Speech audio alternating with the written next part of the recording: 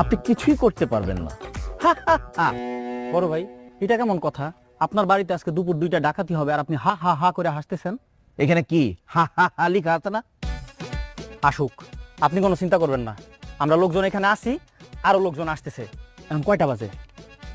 আয় হায়, 2টা তো প্রায় বাজিয়ে গেছে।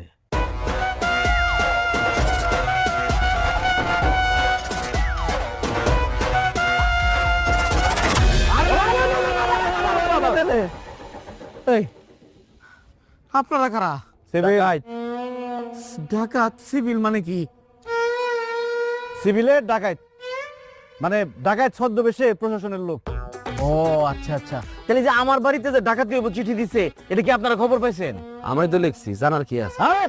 আমরা জানি না এরকম কোনো ঘটনা এই গ্রামে ঘটতে পারে না। আমরা সব জানি, আমরা জানি না শুনে আসছি। দেখছস, প্রশাসনের লোক